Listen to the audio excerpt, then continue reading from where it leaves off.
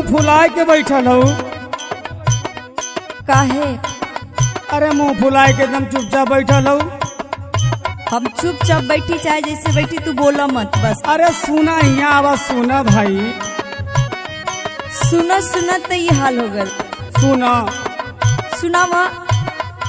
सजी धज के आवा गोरी तानी तानी आनवा जियरवा कर सावना करहो पियरवा जियरवा कर सावना। अब भुला जाऊ बात।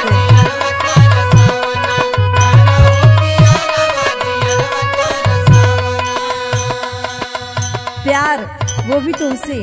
अरे भाई कोई ले का दिक्कत बा? जब से बियाह करके लेके अइला एको मांगन हमार पूरा कइला। अरे कौन पूरा कह दे भाई आओ। तू कौनो ना पूरा कइला ना करबा। अरे कह दे। सुना सुनाबो। जब ले ना पूरा करबा हमारो मंगाना पजरवा तब ले आइब ना। सुन हो सजनवा पजरवा तब ले आइब ना। आजा भाई आजा, काहे दूर खड़ा बाड़ू? एकदम ना आइब।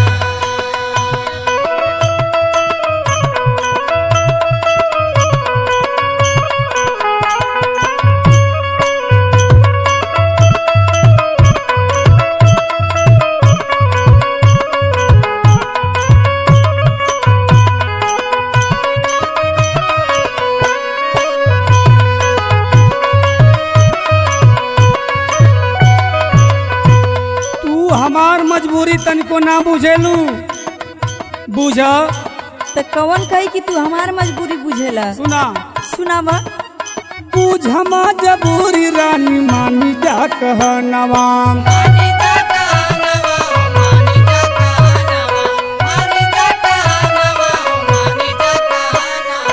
पहले जावन बानी पूरा करवार मनवा।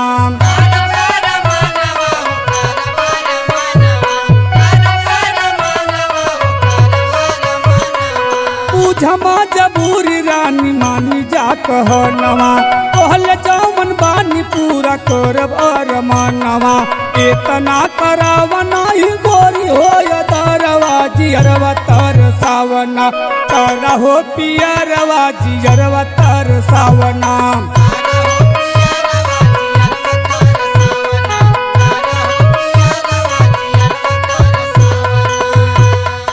अपन मजबूरी तो पूरा सुना देला। अरे सुन ला, तू ना बुझबू तो के बुझी? हमार कौन मजबूरी बुझला आज तक जे हम तो हर मजबूरी बुझी। अरे तोहके कुल बनवा दे भो रानी, चिंता मत कर। यही जे सामने मंजीत भैया गुरुजी सब लोग होवन बतावा कि कितना तू पूरा कैला। अरे कुल पूरा कह दे। वेदा का देखा न पैसा कमाए के आल नहीं, चिंता मत कर। एक शर्त पे बात मानब। बताओ। सुना सुनाओ। है कल हूँ मैं लकनी हकाना मह के बारी।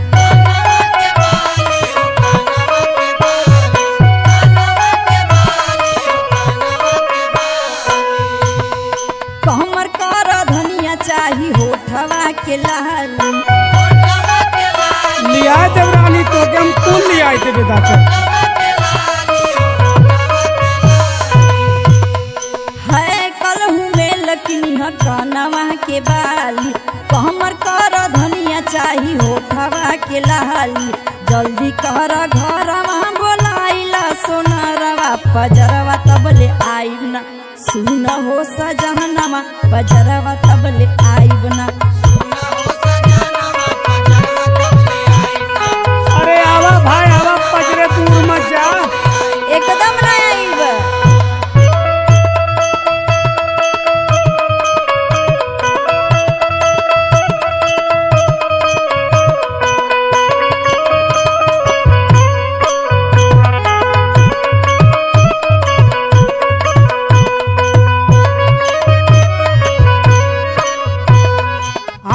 दिन से देखत है कि आजकल नीन वही और अजय भैया खूब चक्कर घर का मारत हम। कोनो प्रॉब्लम बा? अब अगर तू ना ध्यान देबा लगा तो चढ़ावत सो हम जान गली। तो सुना सुनावई तहार गलत सोच बा। निर्मोही धर्मेंद्र राज दिहला चढ़ाई।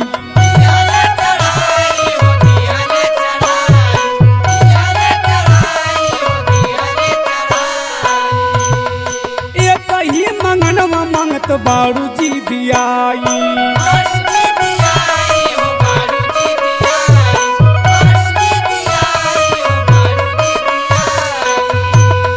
निर्मोही धर्मेंद्र राज दिहला चढ़ाई।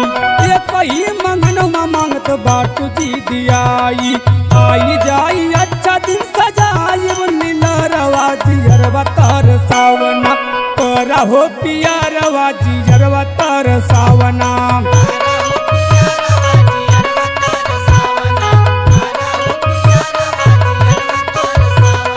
तोरा हो पियरवा जियरवा तार सावना।